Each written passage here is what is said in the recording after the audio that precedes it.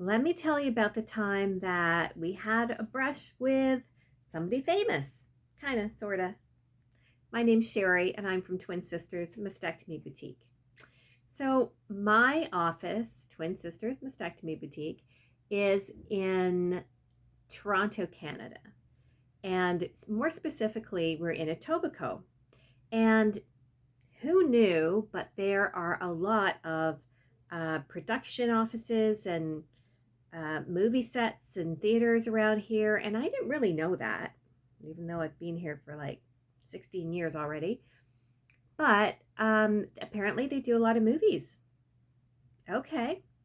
So one day, I got a phone call from a woman who said that she is working on a movie, and there was, I guess, a costume design person who wanted one of the characters to be bigger breasted than she is. So, fine. So, they decided that they wanted something very natural looking, and they sent the costume assistant to come down and talk to me and see what I had available. So, here's what I learned that it was a production for Apple TV, and I learned that it was a period piece. So, that's why they wanted something very natural. And I learned that Jason Momoa was in the movie. I don't even know the name of the movie, but I'm so excited because I'm a huge fan of his. And every day for like a month after that, every time I walked outside my office, I was like, oh, maybe Jason Momoa's here. Like as if, right? I don't think he'd be walking down the street where my office is. But it was really cool.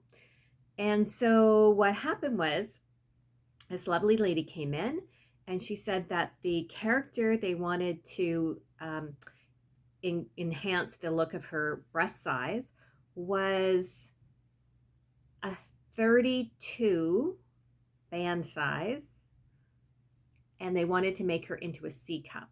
So what does that mean? So we measure around here, and if you're wearing a 32 band size, that means you're probably like a 28 around here, because you always have to add a few inches. It's a whole formula. Which means that this woman was tiny, tiny, tiny, tiny. So we put her in a 32C bra, which would be like this one, only hers was nude. Now this one is style 2114 by a company called Amona, and they make a lot of bras. But it's not one that has like that t-shirt look, because they wanted something very natural. And it's really hard to tell, but this is a really tiny, tiny, tiny body. Like probably a size 0. To be wearing a 32 is so tiny. Like, let me give you an example. A size 10 woman, like in US sizing, would probably wear a 38 band. So you can imagine 32 is super small. And then for a C cup, we got her into a prosthesis. So this is the size 4, and we know it's a size 4. This one's made by American Breast Care, and it's 10275, size 4. Breast prosthesis don't go A, B, C, D, E, because what might be in a C cup on this tiny little frame of 32, size 4 would be a C. On somebody like me, this would be like an A cup. And on somebody else, it might be a double A. So you can't really go, A, B, C, D. And if you happen to have had a double mastectomy, for instance, it means that sometimes your chest wall might be different on one side than the other. You might have more flesh left over or more concave on one side, and you could wear like a 4 and a 5, or a 4 and a 6. It's all over the place. The end goal is to make you look symmetrical. But anyway, back to, she had 2 of these, so obviously one for each side. She had a bra, and the production, or not the production assistant, the costume assistant was telling me like all these cool things about her job, and she said, we have a huge unlimited budget for this show. And so she ordered 2 sets, which would mean 4 breast prosthesis. And I believe they walked away with 2 bras. And so I was telling somebody about this later. I was like, oh, this is so cool. And wow, they have an unlimited budget. Like, wow, that's pretty awesome. And the person said to me, so did you charge them way more for the breast prosthesis? And I didn't understand the question. I said, well, why would I charge them more? And she said, well, because they've got an unlimited budget. They don't care how much they pay. It's not their money. So did you charge them a lot more? And I said, no, why would I do that? I thought that was a really strange question. And the bottom line is that I'm not here to gouge anybody. I'm going to charge the same price for everybody, whether you've got an unlimited budget or not. And I thought that was a really strange question, but it was very interesting how people put things together. Anyway, I charged them regular price. I was very happy to have their business.